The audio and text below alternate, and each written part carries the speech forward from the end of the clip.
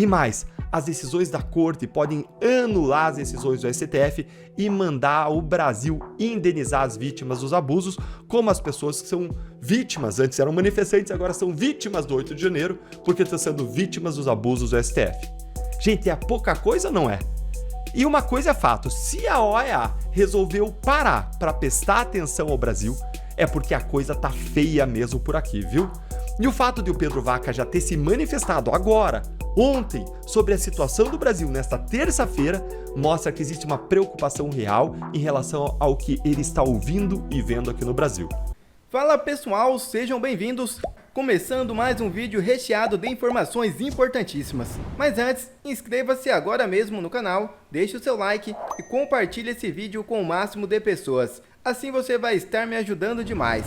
Giro na tela e notícias a seguir.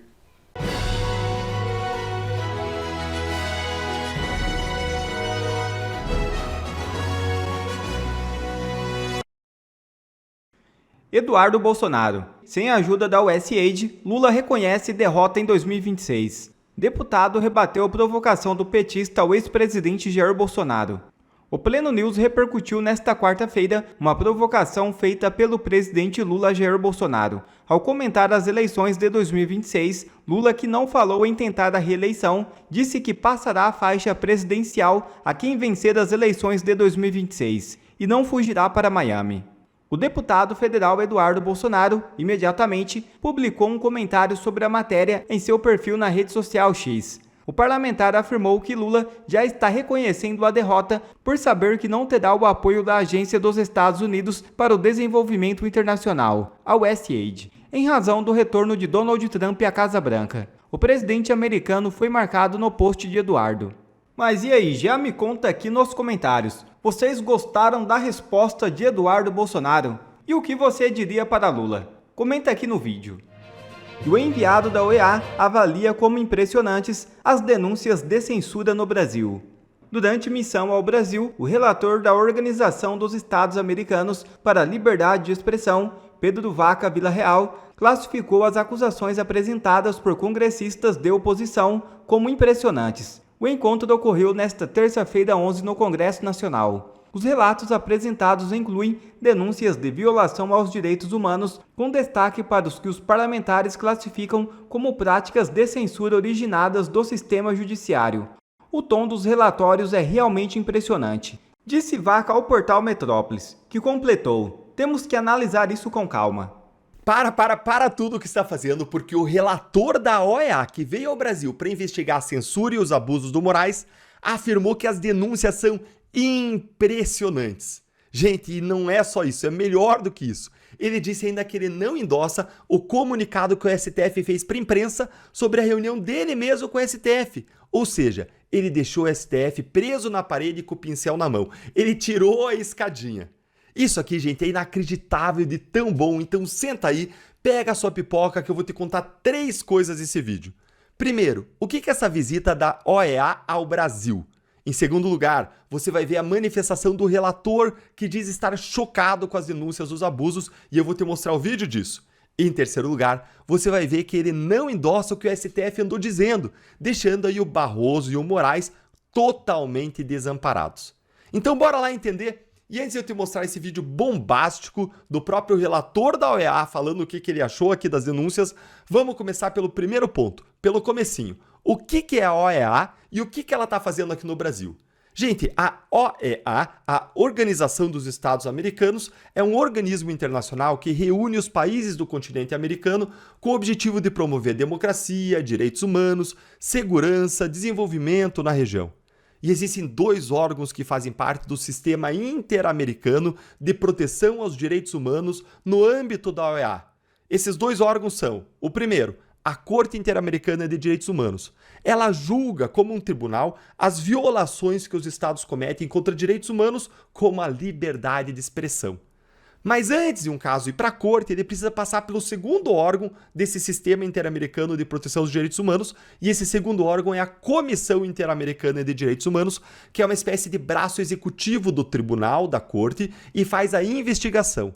Dentro dessa comissão, uma das relatorias dela é a Relatoria de Liberdade de Expressão, e o relator, ou chefe desse departamento, é o Pedro Vaca Villarreal, que é justamente quem foi enviado ao Brasil depois de tantas denúncias de violações, censuras e abusos de morais. Desde um ano atrás, eu já dizia da importância de nós acionarmos esse sistema interamericano. E por que isso? Porque no Brasil não tem para quem recorrer contra os abusos do STF. Houve, desde então, desde um ano atrás, muitas denúncias, reuniões, relatos para a comissão, inclusive nossos e de vários deputados e senadores, e após a vitória do Trump, a comissão enviou Pedro Vaca ao Brasil. A gente já tinha dito que a vitória do Trump era muito importante, porque o Trump poderia pressionar a Corte Interamericana a priorizar o caso do Brasil, já que grande parte do financiamento da Corte vem justamente dos Estados Unidos. E então, logo antes do relator da OEA vir ao Brasil depois da vitória do Trump, o que nós vimos? O Moraes arregando geral, liberando geral as redes sociais dos censurados como nunca tínhamos visto antes no Brasil. E qual que é o poder do Pedro Vaca, o relator? A Relatoria de Liberdade de Expressão ela tem a função de monitorar a liberdade de expressão, investigando e denunciando a censura e a perseguição contra jornalistas, cidadãos e imprensa dentro dos países que fazem parte da OEA, da Organização dos Estados Americanos. Os relatórios gerados nessa Relatoria de Liberdade de Expressão podem criticar duramente e envergonhar os países no cenário internacional e podem acabar gerando um caso na Corte, no Tribunal Interamericano. E a Corte pode impor as suas decisões ao Brasil, já que o Brasil faz parte do sistema, já que o Brasil assinou o Pacto de São José da Costa Rica. E mais, as decisões da Corte podem anular as decisões do STF e mandar o Brasil indenizar as vítimas dos abusos, como as pessoas que são vítimas, antes eram manifestantes, agora são vítimas do 8 de janeiro, porque estão sendo vítimas dos abusos do STF. Gente, é pouca coisa ou não é? E uma coisa é fato, se a OEA resolveu parar para prestar atenção ao Brasil, é porque a coisa tá feia mesmo por aqui, viu? E o fato de o Pedro Vaca já ter se manifestado agora, ontem, sobre a situação do Brasil nesta terça-feira, mostra que existe uma preocupação real em relação ao que ele está ouvindo e vendo aqui no Brasil. Bom, agora que você já entendeu o que é essa corte e o poder que esse relator que está aqui no Brasil tem, senta que eu vou entrar no ponto 2 desse vídeo, que é mostrar para você o que ele disse ontem. E não só senta na cadeira, mas senta o seu dedo no like se você está gostando da reação da OEA contra os abusos do Moraes. Dá uma olhadinha aqui comigo. Pedro Vaca, esse à direita aqui, ó. For Brazilian media, please. How do you assess the visit to Brazil so far? Como você avalia a visita ao Brasil até agora? Estamos ouvindo muitas histórias e relatórios. Uma agenda pesada, então estamos trabalhando nisso. Anything you heard so far is concerning about freedom of speech in Brazil? Agora sobre a liberdade de expressão no Brasil é preocupante? I mean, the tone of the o tom reports. dos relatórios é realmente impressionante. Olha aí, impressionante. Really impressive. We have to. Really impressive, really impressive. É realmente impressionante. E aí ele segue dizendo que nós temos que analisá-los com Analyze calma. this with calm. And about the meeting of the Supreme Court, E sobre a reunião com o Supremo Tribunal Federal, o repórter pergunta, foi satisfatória a was respeito da satisfying liberdade about de the freedom of expressão? speech? They present. I think they publish a press release Eu acho que eles publicaram um comunicado para a imprensa brasileira. on that. That's their voice. Essa é a voz deles, olha só. Essa é a voz deles, dizendo, olha, não tem nada a ver com o que eles falaram, essa é a voz deles. We will have ours later. Teremos o nosso depois. Okay, thank you very much. Gente, que espetáculo! E aí a reunião dele, olha aí na reunião, acabou de sentar aqui o Rodrigo Marinho, que é do time do Novo, da liderança do Novo, advogado, um dos grandes defensores da liberdade de expressão. Você tem aqui, do lado dele ali, vai aparecer ali o advogado, o doutor Sebastião Coelho. Lá atrás, ó, o Marcos Duval. Na parede aqui você vai ver pessoas aqui com anistia já na camiseta. Ou seja, pessoas aqui vítimas dos abusos aí, sendo ouvidos pelo Pedro Vaca. Gente, é pouco ou que é mais?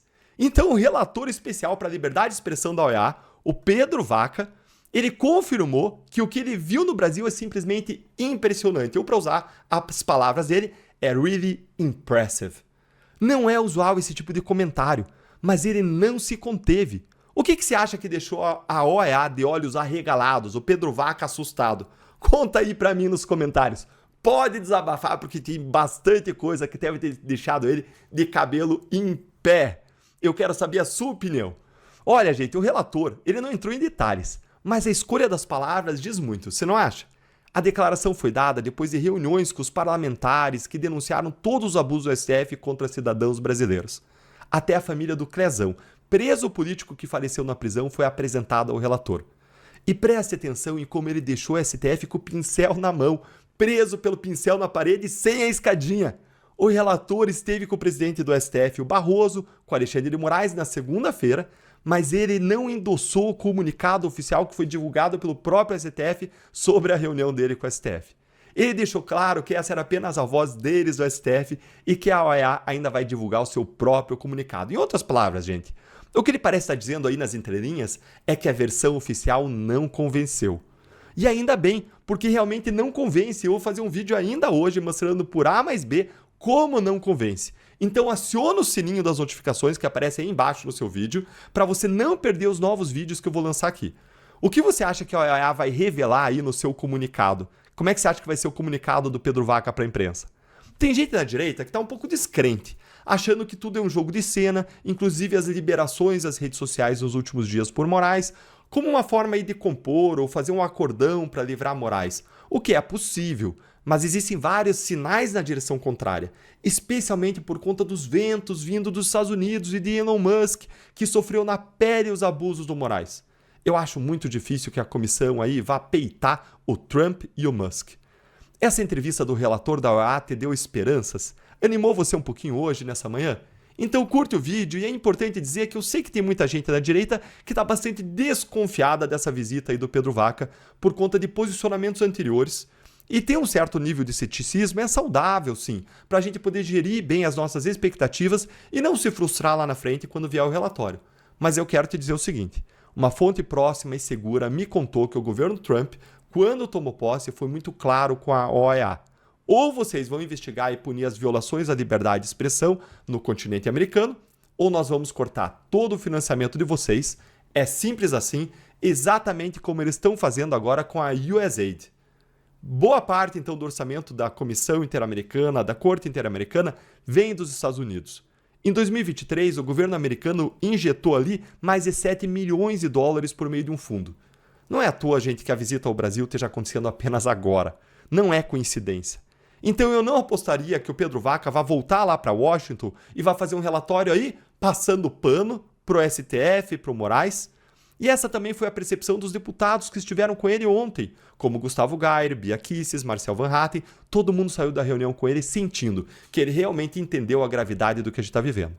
Segundo o relator, que muita gente está apedrejando de antemão, o tom dos relatos é realmente impressionante. Ele estava visivelmente surpreso com alguns dos relatos. Eu tenho pessoas acompanhando, como eu disse, meu advogado, na verdade, já teve até com ele, uma vez que eu não estou no Brasil, uma vez que eu não posso estar no Brasil. E eu, agora, Paulo, você tem certeza que o relatório vai vir bom e com a descrição dos fatos? Não.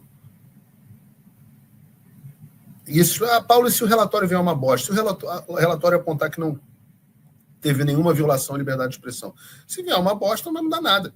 Pelo contrário, vai ter mais um cara para a gente partir para cima. A postura atual da OEA já é de omissão, de não reconhecimento dessas violações. Todos os relatórios anuais, essa é a primeira vez, eles mandaram o relator por pressão. O relator não visitava o Brasil e dizia que estava tudo bem. Pelo contrário, esse cara dizia nos relatórios deles anos anteriores que o Bolsonaro não ameaça a liberdade de expressão. E tem mais, 2026 acaba o mandato do Pedro Vaca e vem o novo relator. Quem vai ser o novo relator? A gente não sabe. Mas o que importa agora é que essa é uma visita, uma oportunidade. A gente tem que aproveitar as oportunidades que surgem. E a gente não tem nada a perder. Eu volto a dizer, a visita só aconteceu por causa de muita pressão. Vejam, tem duas cartas do Chris Smith, eu vou botar para vocês, bota aqui no Bruno, as cartas do Chris Smith, ambas endereçadas à presidente da comissão, Roberta Clark, que é amiga do Lula, e ao próprio Pedro Vaca. A primeira carta diz assim: o subcomitê de saúde do Chris Smith foi informado sobre sérias alegações de violações de direitos humanos cometidas em larga escala por autoridades brasileiras. Mais notavelmente foram feitas acusações críveis sobre violações em massa de liberdade de expressão, incluindo censura imposta por meio de abuso de autoridade judicial e o silenciamento da mídia de oposição. A gente quer informações.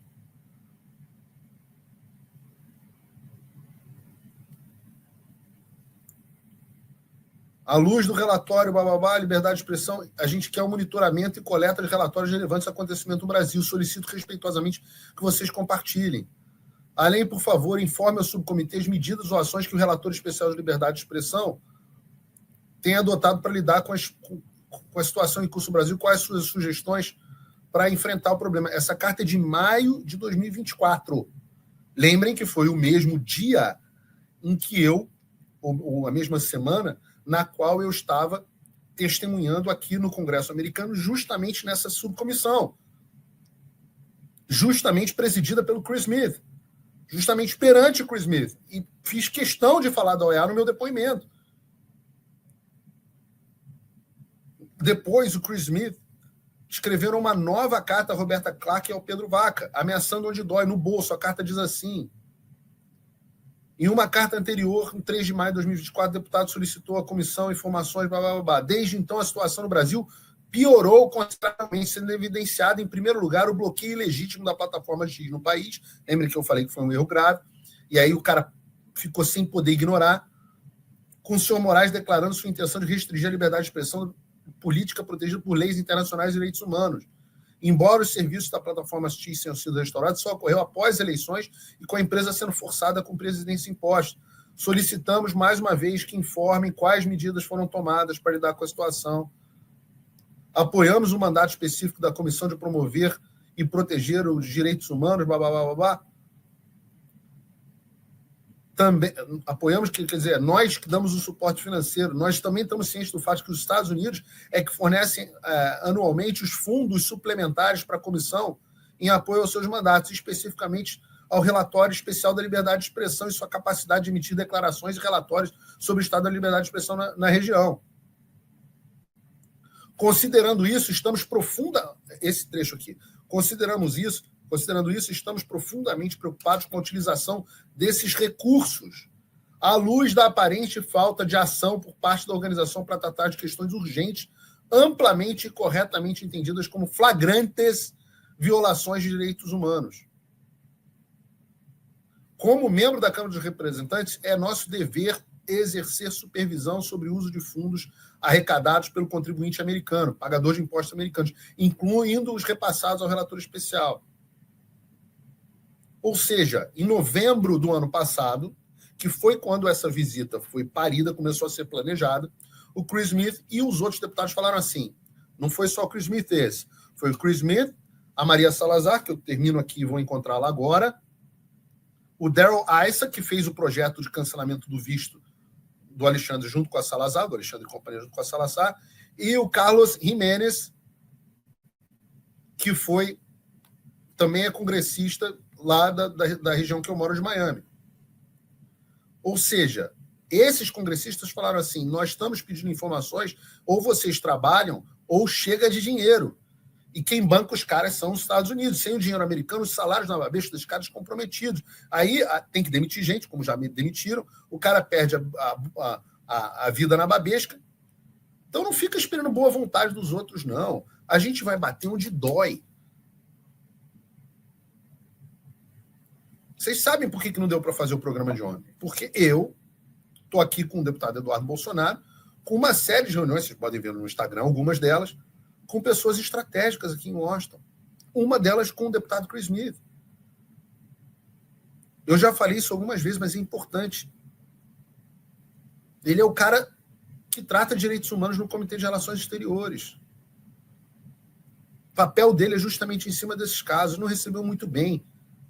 Uma conversa maravilhosa. A gente vai botar um pedaço da conversa, inclusive, para o público. Também foram outras reuniões. Deputado Rick McCormick, também membro do Comitê de Relações Exteriores. Conversa muito boa. Falo para vocês. O Alexandre surfou numa onda. Hoje nós já sabemos. Financiado, bancado politicamente pelas elites globais, incluindo as que estavam dominando o governo dos Estados Unidos. No caso, Joe Biden, o seu maior expoente. Nunca me canso de lembrar. Mike Pence disse, Se não fosse a USAID, Bolsonaro ainda seria presidente.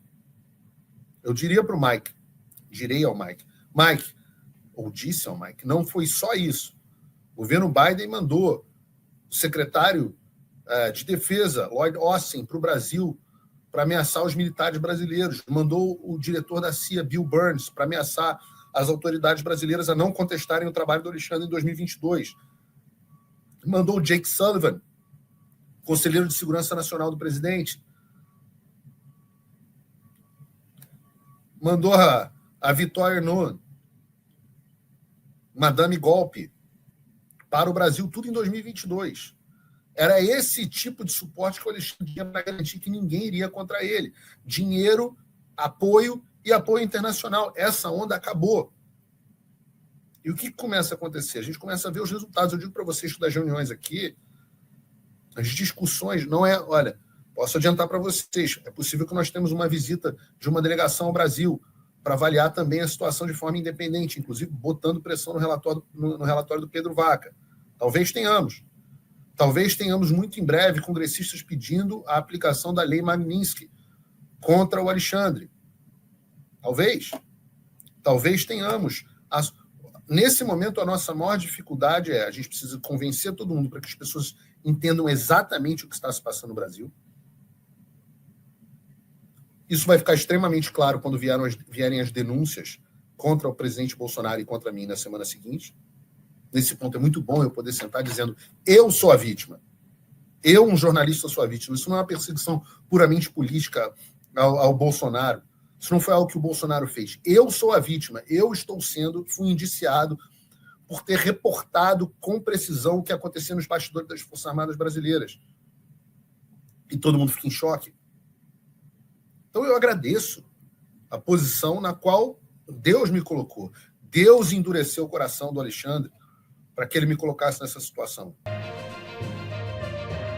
Quer ver mais conteúdos como esse? Então inscreva-se agora mesmo no canal e ative o sininho das notificações. Assim você não perde mais nenhum conteúdo que é postado aqui no canal. E também já deixe o seu like para o YouTube ajudar a divulgar o nosso trabalho. Fico por aqui e que Deus abençoe a todos. Brasil acima de tudo e Deus acima de todos.